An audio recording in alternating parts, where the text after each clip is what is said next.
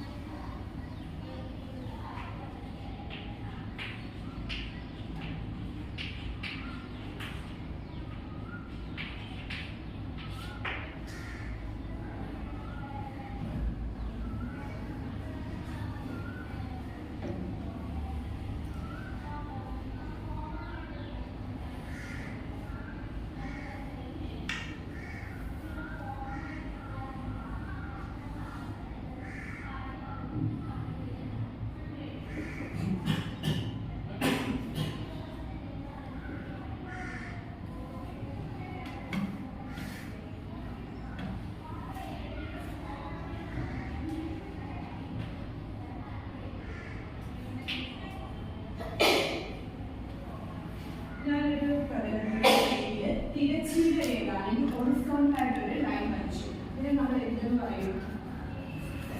X axis അല്ലെങ്കിൽ X action എന്ന് പറയും. അപ്പൊ ഈ ലംബമായി വരച്ച അല്ലെങ്കിൽ വെർട്ടിക്കലായിട്ട് വരച്ച ഈ ലൈൻ നമ്മൾ എന്താ പറയും? വൈ ആക്സിസ് അല്ലെങ്കിൽ വൈ അക്ഷം എന്ന് പറയും. അപ്പൊ നമ്മൾ ഇതിന്റെ കൺവേഴ്സ് പഠിച്ചാൽ അപ്പം ഇതിന്റെ ഈ നടുക്കുള്ള കേന്ദ്ര ബിന്ദു നമ്മൾ എന്തെന്ന് പറയും? അല്ലെങ്കിൽ നടുക്കുള്ള ഈ പോയിന്റിന് എന്തെന്ന് പറയും? കേന്ദ്ര ബിന്ദു പറയും. ഈ കാര്യങ്ങൾ നമ്മൾ കഴിഞ്ഞ ദിവസം പഠിച്ചാൽ നമ്മൾ ഇതിനകത്ത് പോയിന്റുകൾ അടയാളപ്പെടുത്താനാണ് പോകുന്നത്.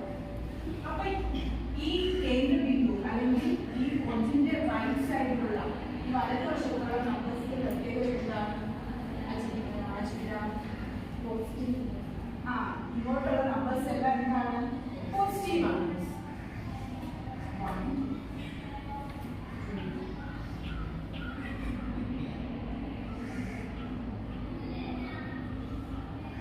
അപ്പൊ ഇതിന്റെ ഇങ്ങോട്ടുള്ള നമ്പേഴ്സിന്റെ പ്രത്യേകത എന്തായിരിക്കും? നെഗറ്റീവ് ആയിരിക്കും.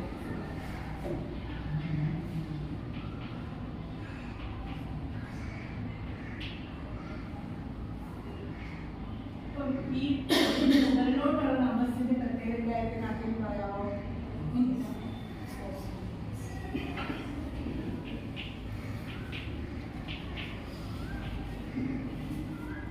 താഴോട്ടുള്ള നെഗറ്റീവ്.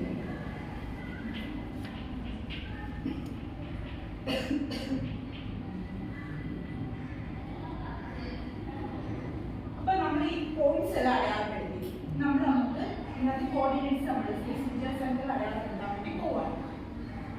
അപ്പം ഇത് സൂചക സംഖ്യകൾ എങ്ങനെ അടയാളപ്പെടുത്തുന്നത്? XY എന്ന ഫോർമുല.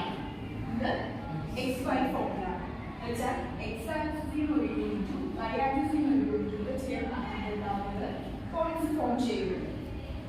അപ്പൊ ആദ്യത്തെ ലിസ്റ്റ് കാണിച്ചാൽ 3 യൂണിറ്റ്സ് 3 യൂണിറ്റ് X ആക്സിസിന് 3 യൂണിറ്റും Y ആക്സിസിന് 3 യൂണിറ്റും 3 3 X ആക്സിസിന് 3 യൂണിറ്റും Y ആക്സിസിന് 3 യൂണിറ്റും.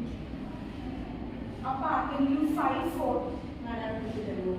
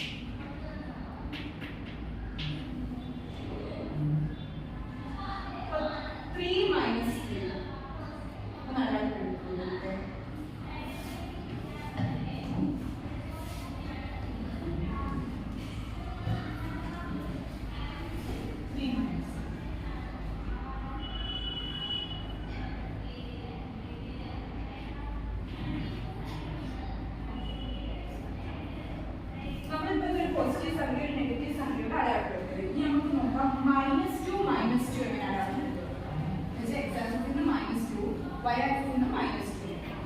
അപ്പോൾ എങ്ങനെയാണ് -2 -2. അതുപോലെ തന്നെ -3 -4 എങ്ങനെയാണ് x ആക്സിസിൽ നിന്ന് -3 y ആക്സിസിൽ നിന്ന് -4.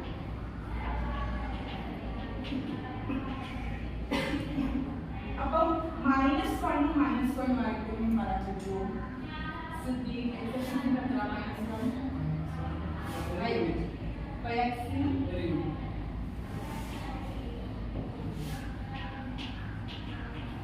ഓക്കെ.